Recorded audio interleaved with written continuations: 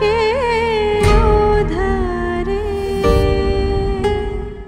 কি মনে করে তুই কেঁপে কেঁপে উঠেছিলি, জ্ঞান হারিয়েছিলি? আমি সেসব কিছু তোর কাছ থেকে জানতে চাই না। আমি জানতে চাই না কিভাবে হাত পড়েছে, আমি কিচ্ছু জানতে চাই না মা। আমি শুধু এটুকু বলছি, এরপর একটু সাবধানী হতে হবে মা।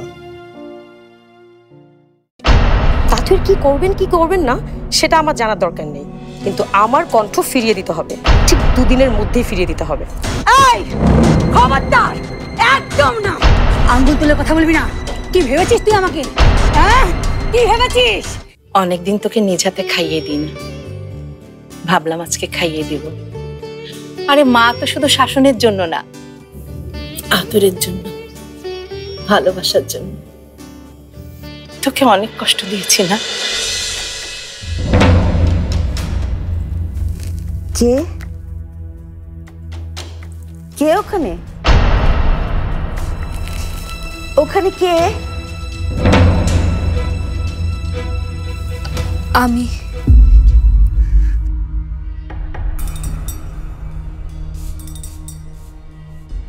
ও তুমি?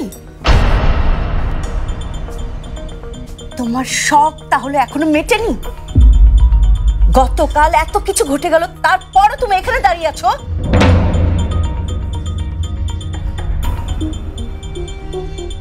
তা হঠাৎ আমার কাছে কি মনে করে? কি চাও তুমি আমার কাছে?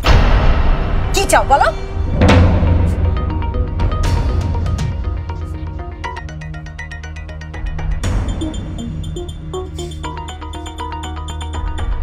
ক্ষমা। ক্ষমা? কিসের ক্ষমা? কিসের?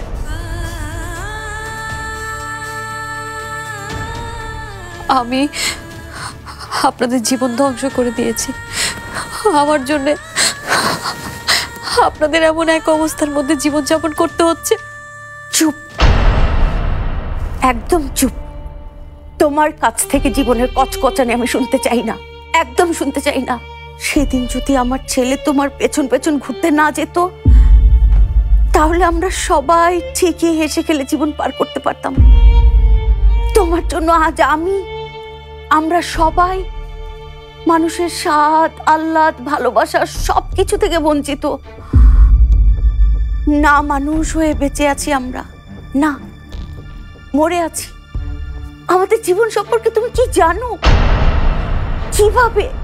কিভাবে আমাদের এই থাকা সেটা তুমি জানো? ক্ষমা চাইতে এসছো? ক্ষমা এত সহজ ক্ষমা করা? আগুনে পুড়ে যাবার পর আমাদের প্রতিটা দিন, আমাদের প্রতিটা রাত কিভাবে কেটেছে সেটা তুমি জানো? তুমি আমাদের যন্ত্রণা কেমন? না, আমি হয়তো কোনোদিনও জানতে পারতাম না। পারবে না, কিচ্ছু বুঝতে পারবে না তুমি। আমাদের কষ্ট বুঝতে হলে তোমাকে আমাদের মতো হতে হবে। শুনেছি ভালোবাসায় মানুষ নাকি অন্ধ হয়ে যায়। আমার ছেলেটা তোমাকে ভালোবেসে উন্মাদ হয়ে গেছে। সে বুঝতে পারছে না তুমি একটা মানুষ আর আমাদের মাঝে কখনো মিল হবে না। ক্ষমা চাইতে এসছো তুমি না? ক্ষমা করতে পারতে তুমি?